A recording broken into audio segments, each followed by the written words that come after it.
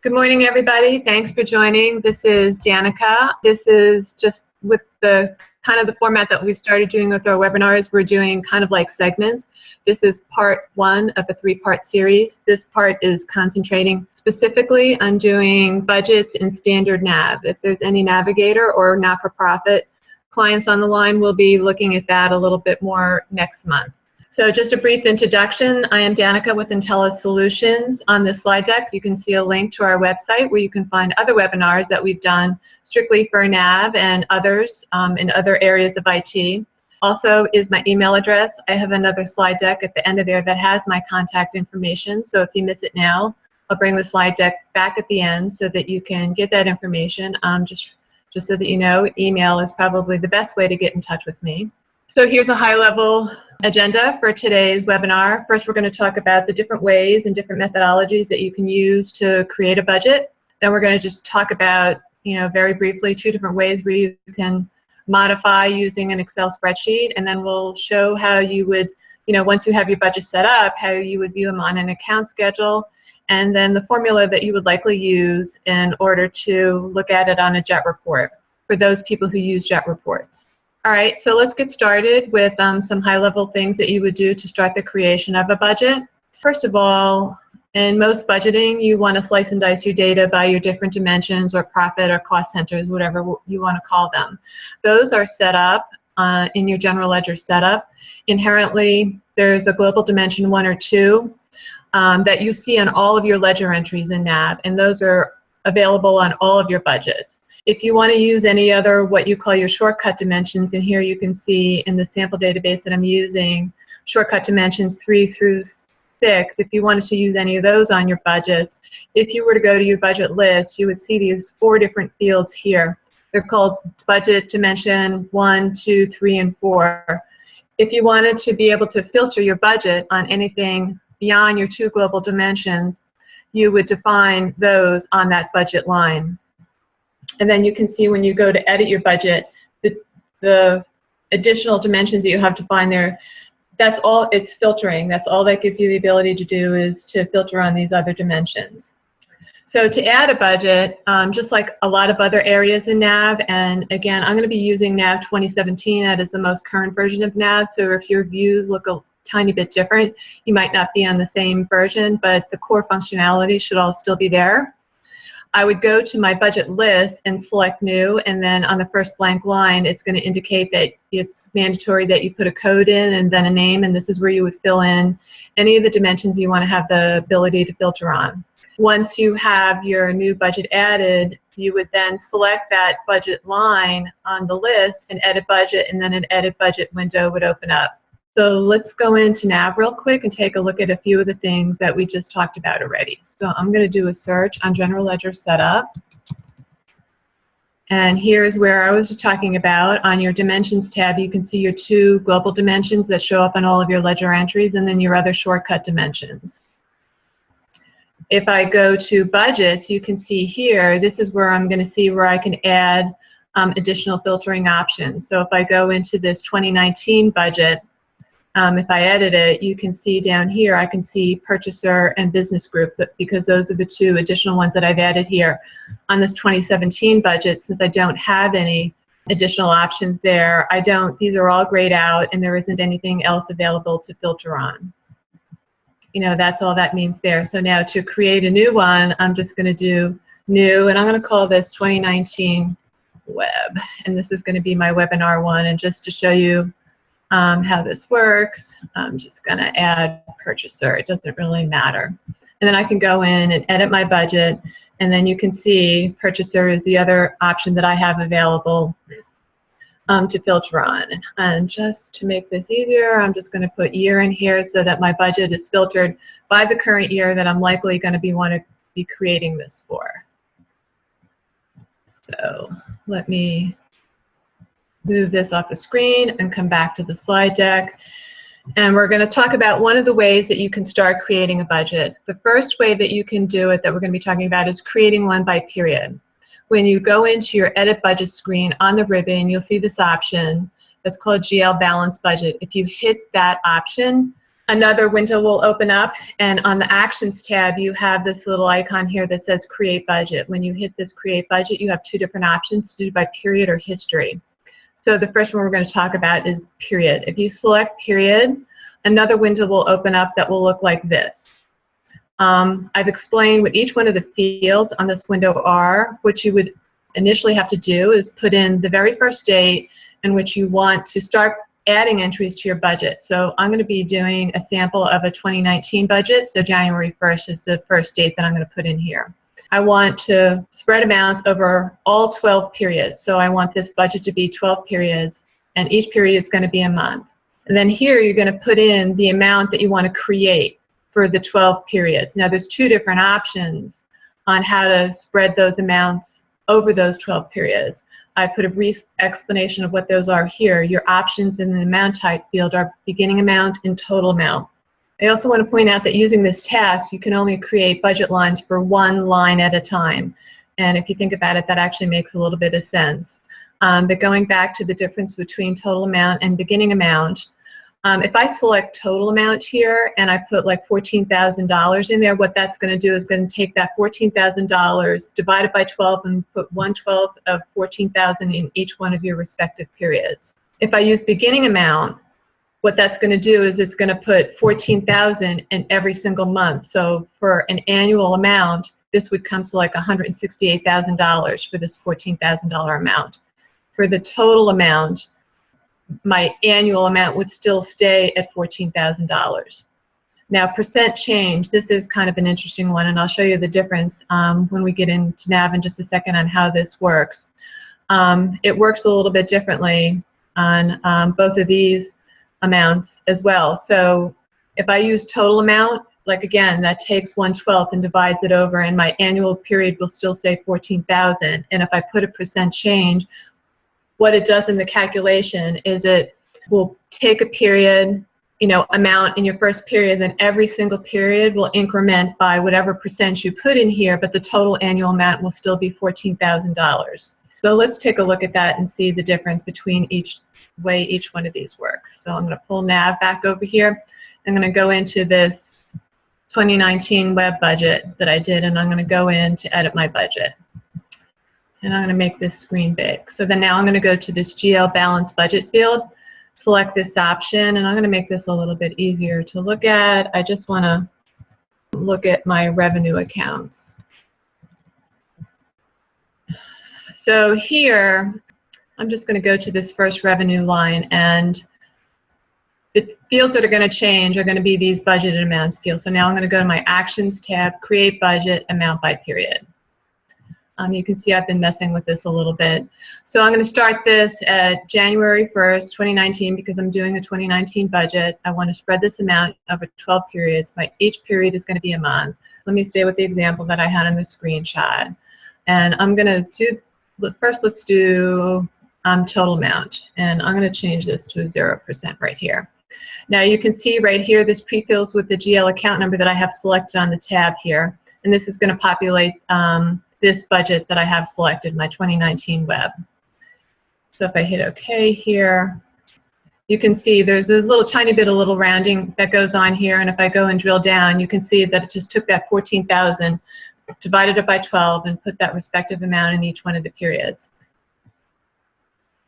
I'm going to do that same exact thing, except this time I'm going to add a percent here. I'm just going to add 10%. Again, my total amount is going to stay at 14,000, but it's going to calculate things just a tiny bit different. And this one, it actually does it, somehow comes up with an exact even amount. So what you can see here is now it's taking that 14,000, kind of dividing it by 12, and then also incrementing each period. So February is 10% more than January, and so on. So it's basically adding 10% to every single period. Now, if you're a company that's going through a large amount of growth, you might expect to see something like that. You want a revenue increase, or if you have seasonal work or something like that, that might be a good way to use that. Now, if you want to start adding dimensions to these, amount by period, I just want to show you this real quick. If you wanted to add dimensions, I'm going to select Admin and hit OK here.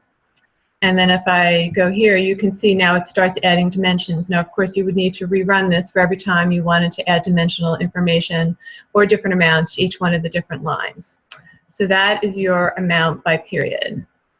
So I want to close this too, move this over. Now we're going to talk about creating your budgets by history. We're going to go to the same exact spot where we're going to, in your budget, editing it, and create a GL balance. Use this icon here, GL balance budget, and then this time we're going to select by history. Now this history button only gives you the options to pull in your history from GL entries. There's, after we talk about this one, we're going to talk about copying a budget, and on your copy budget, if you have an option to copy a budget or GL entries. If you select GL entries on copy budget, it's going to work very much the same as this one here. Maybe with a couple of nuances, but they're very, very similar. So here on my history, my options window here is just a tiny bit different. You're going to pick the starting date of your history, but again, you're going to specify the beginning date of your budget date, the number of months that you want to spread this over, the amount of the period, and then specifically with General Ledger, if you're copying from General Ledger, it's likely that you're going to want to mark up the amounts. So then you can see here that it would be a 5% increase over, or whatever that is in this particular case. And then again, you're going to want to pick the budget that you want to put this for. And then now on this one, if you select a specific dimension from your history, it's only going to pull in entries that have that specific dimension on it. So let's go and look and see how this history works. And I'm going to go back into my same budget here, and I'll make this big, and then I'm going to go to actions. And again, I just want to pull up my, go from my revenue accounts. And then here I'll start on this one and create a budget from history. And I will mark this up. Actually, I want to go back here, and I'm going to delete this budget because I'm going to kind of start all over here. GL balance budget, 40,000. Go to actions, create my budget from history. And this one, from history, this one I can select more than one. So I am going to actually put in all of my revenue accounts, and I want to go into my budget of 2019, and I am going to mark this up 5% and hit OK. And then you can see here, since I pulled a range of accounts, it's going to bring in all of my revenue accounts that had entries in 2017. And since I didn't specify a budget on there, it doesn't put any dimensional values on there. But if I were to put any dimensional filters on this one, it's only going to pull in the entries with that specific dimension on it. So that's how your creating from history would work. So now copying a budget, again, like here you have a couple different options. Here you would use your copy budget from your ribbon, from your budget ribbon. And here you can specify whether you want it to be a copy from a GL entry or from a current budget. And then some of these other fields are going to depend upon what you choose on this option above. So if you're picking entries, of course, you're not going to put in a budget name. Here again, you can put in a range of GL accounts or do one GL account at a time. So here you're specifying which historical dates you want to pull from.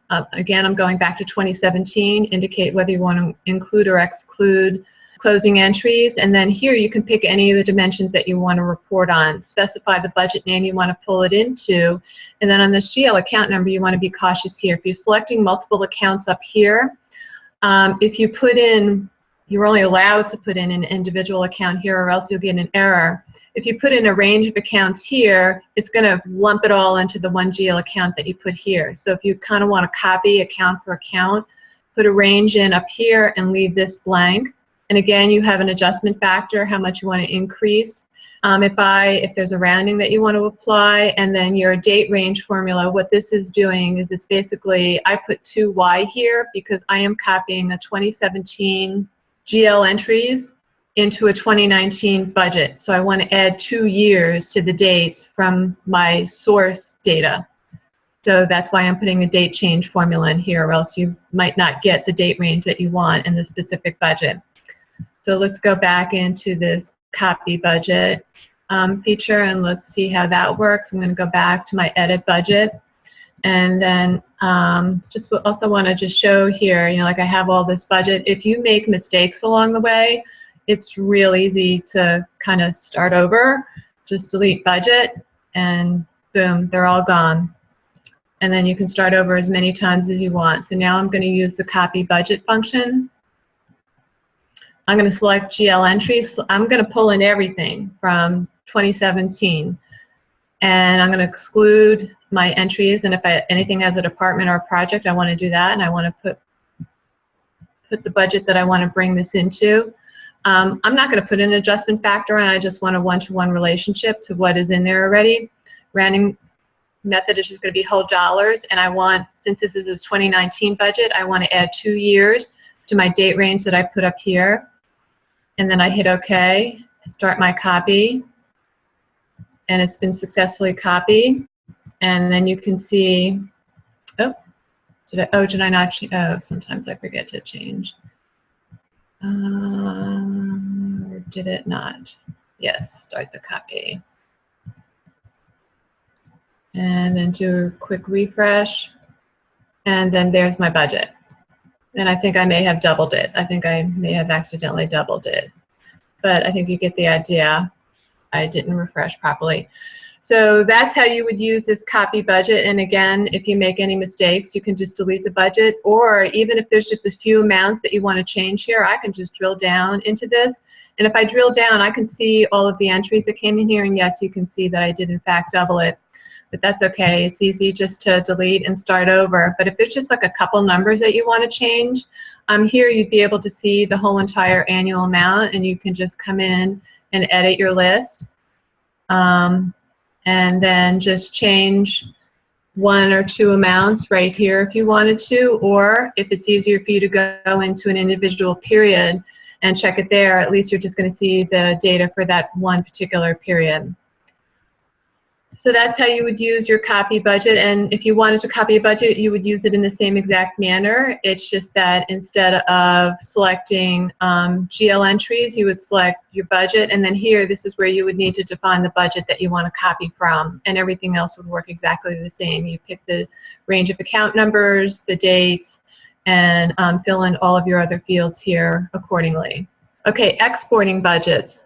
If you're more of an Excel-based person and like to see stuff in Excel as opposed to doing it right in that budget screen, or if the copy doesn't work the way you would want it to, or it's just not your methodology of doing it, you can actually either use a copy as a starting point and export it and massage it there and then re-import it, or start with a fresh, clean Excel spreadsheet and drop your budget in there. And the way you would do that is, again, create your budget, start with a clean budget, and then there's an export to Excel option on your ribbon. And then here is a screen that would show up, or the option window that would show up if you select the export budget. You would indicate the start date that you want your Excel spreadsheet to start with, indicate the number of periods, and I'm just displaying what standard typical budgets spreadsheets look like, or what most of my clients use. You would indicate the number of periods that you want, the length of each period, and then here, column dimensions. You're going to put a column in for each dimension that you want to report by, and then you can see here, department and project, I have a column for each for department and project. And including totals is pretty nice, because any of your end or total fields will be added here, and then as you start dropping numbers in your Excel spreadsheet, it's going to keep track of your totals here. So let's go in and see how that would look if we did that, and I'll show you a couple different methodologies on how you could create your budget. So let me see, just make sure. Let's delete this budget so that we can start with a clean spreadsheet. So now I'm going to export to Excel, and here's that window that we just saw on the slide deck, 01/01/19, because I'm doing a 2019 budget. I want to see 12 periods, and I want each one of my periods to be a month, and I will want to report at the department and the project level. this is my budget I want to export to, and I want to see all of my GL accounts from 40,000 above. If you don't put a GL account range here, your spreadsheet is going to have your whole entire chart of accounts. Not many people budget at the balance sheet level, so put whatever range in here it is that you budget by. So now I'm going to hit OK, analyzing, and it creates my spreadsheet. There we go. One thing I do want to point out here is when you're putting stuff in, either you're entering it manually in NAV or in your spreadsheet here, your revenue accounts need to be negative. But let's say you just go for it and start putting in a bunch of data, and you have all positive numbers, and then just before you're getting ready to import, you realize, oh my God, I did everything all totally wrong. My revenue numbers need to be their natural account, and the reason why you need to do it in their natural signage is because when you use account schedules, it's very common to reverse the sign because you want your revenue to show as a positive number, so you need them to come in as negative numbers when you're doing your import or manual entry. Now during import, I'm going to show you an easy way to mass change all of these if you inadvertently put them in as positive numbers. I'm going to just sum here, up in this header, I'm going to put a -1 and I'm going to copy this cell. And then whatever numbers you manually entered that have the wrong signage on it or the opposite signage, I'm going to select all of those. I'm going to go paste special, and then I'm going to multiply, and then it just multiplies everything by -1. Before you import, you want to remember to remove this -1, and just also while you're doing your budget, you want to maintain the integrity of rows 1 through 4 because there's all kinds of macros up here that will be messed up if you start changing this. And also try not to change any of the columns or order anything like that because then it might not import properly. So now, since you've indicated that you want your department and your project dimensions when you did the export, you can actually see a list of what your dimensions are. This will give you a list of all of your valid dimensions in the system. So let's say I wanted this one to be, everything in this budget to be production. And then I'll do -200 here. Now let's just say that I wanted to have, I wanted to see a budget for each different department and see in total how it works out. Well, what I might do is I might change this and rename this, and this is going to be my production budget. Then I'm going to copy this sheet in the same workbook. And then this one, my other department, is called sales. So up here, I'll change this one to sales. And then if I wanted to add project codes, I would do that. But then another thing that you can do is like on my sales budget, so I'm going to change this to -400, just so that we can get different amounts in here. But let's say for sales, I wanted to have another line for one of my other projects. So what I would do here is I would copy this, insert my copy cell, and then this line, I would have Toyota, and this would be -250, whatever. We'll just put something here. It doesn't really matter. Drag that along. And of course, if you want different amounts for different periods, you could do that. And then I'm going to save this. And this is just a real quick example of where this needs to be. I have another sample in here. I'm not actually going to save it. I think I have another worksheet out here that I can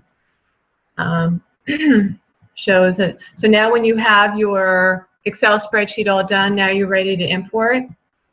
Now here you're going to indicate which budget you want to import to. I have a completely blank budget at this point, so it doesn't really matter whether I add or replace entries. I'm going to go OK, and here's my NAV web budget.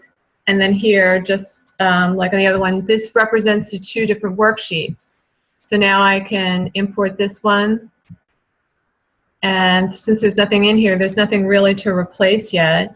But now you can see, again, this is just all my admin. Now, since my other budget has different dimensional values on it, I can import again that same budget. but this time I'm going to select production.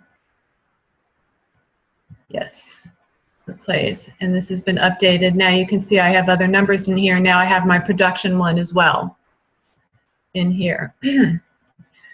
So now as time goes on and you get everything in here, you know, if you want, you can export your budget, and if you need to start making changes to it, let's escape out of here, move this over. And now this is importing. I kind of already did this, but I showed in the slide deck where you would indicate the budget that you would import and then select replace or add. Now let me just talk a little bit more about replace and add entries. If you import budgets multiple times, if replacing, if it has the same date and same dimensional values, it is going to basically actually delete the old entry and replace it with the new information that you have there. Adding entries, this one you need to be very, very cautious with, because if you start importing multiple times and you're adding, I mean, this is going to work best when you have like a scenario like this where you might have a consolidated budget for different departments, or something like that.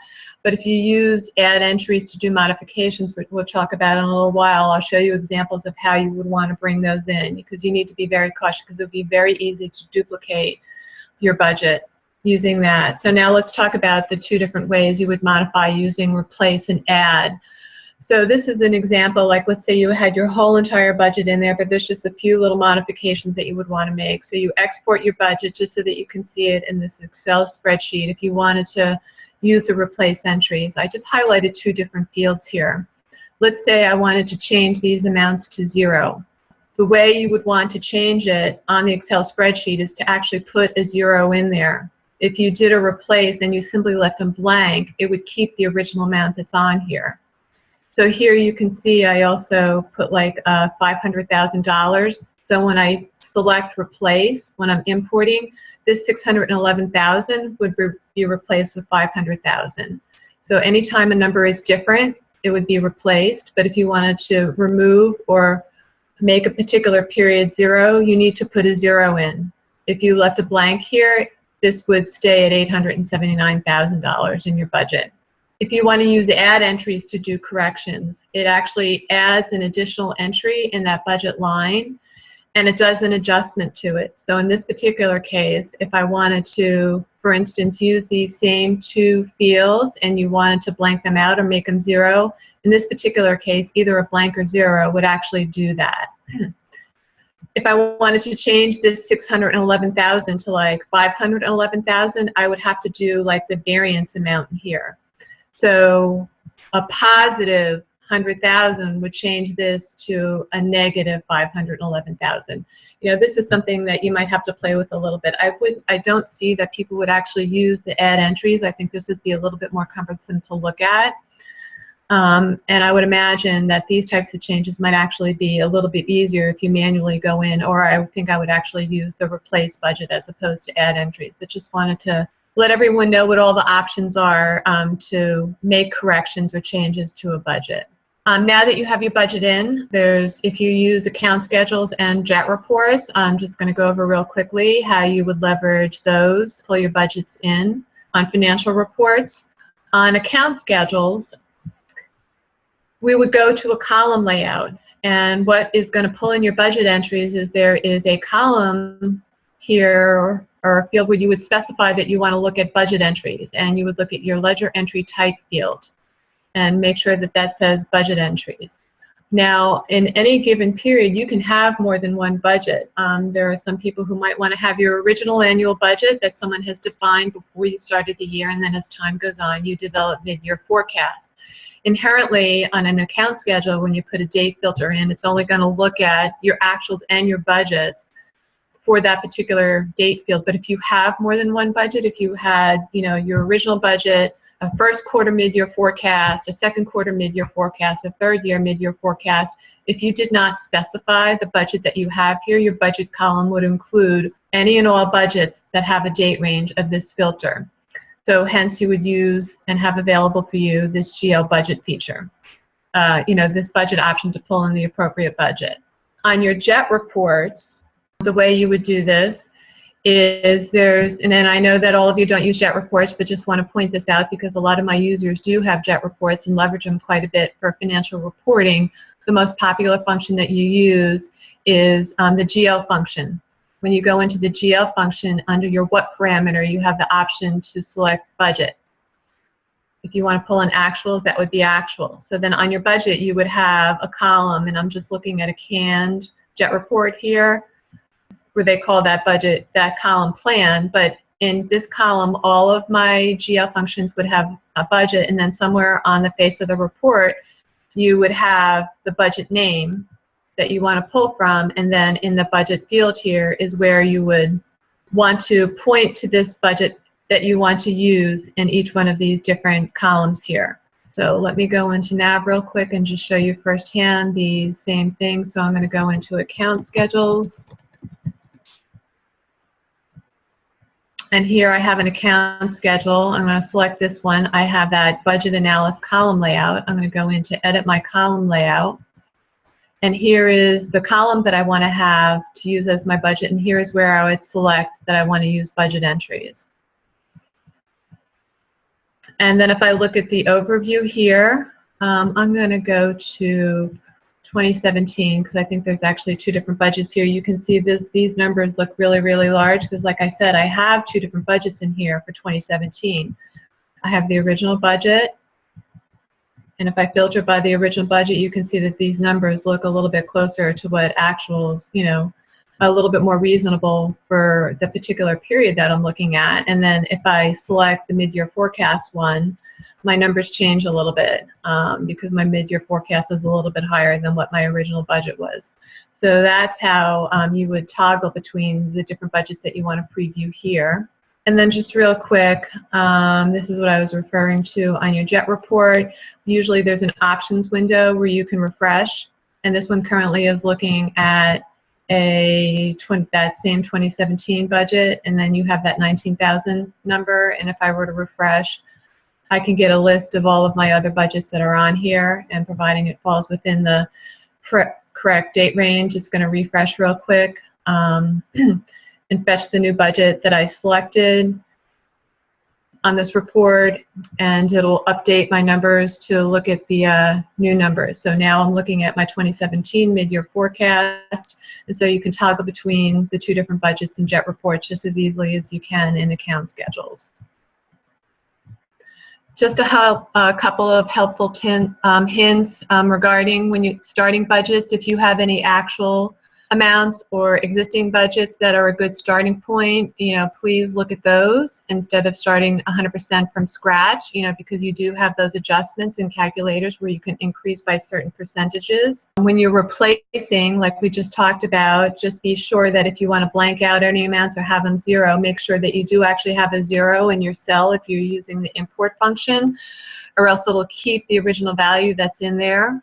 If you do want to make changes to your budget, but you want to make sure that you have a copy of a budget just in case you really mess up, export it and then save that export. And so then this way, if anything really gets messed up and you want to revert back to your original starting point, you can delete the whole entire budget and then re-import it, and then you can use either replace or add. If you delete a budget, if you've backed it up properly into an Excel spreadsheet, when you import it, you can just kind of start from where your original point was. And then also there's no limit into how many budgets you can create for one period. You can do, you know, you can do departmental ones, you can, you know, do, like I said, do mid-year forecast ones, and have reforecast for every single period of the year if you wanted to. So just again, no limit there. So that kind of wraps up everything. That was a real quick high-level overview of using budgets and NAV, how to enter them, manage them, change them, and report on them. Next month, we're going to be kind of reiterating the same thing, but using Serenic Navigator. The process is quite different, and that's for our not-for-profit. And then in October, we're going to be, I think, looking to one of our vendors where they've created a tool where I think you can enter budgets in Excel spreadsheet and bring the data directly into NAV. We haven't firmed that up yet, so keep yourself posted with what we have going on here, and we'll be sending out information as that date gets closer. Again, here's my contact information. Like I said, the best way to get in touch with me is via email, and you can find our other webinars on our website. You can also find us on LinkedIn, Facebook, and Twitter. Anyone is actually free to call me if they want to. Leave a message, and either I'll call back at my earliest convenience. But whether it's via email or phone message, I 99% of the time can get back to you within a couple hours. And please, if anyone has any suggestions as to future webinars that you want to hear topics on, please let me know so that we can kind of get that in our pipeline. And we're featuring things that you guys are interested in and maybe want a little bit more information on how to do a particular process or task in NAV.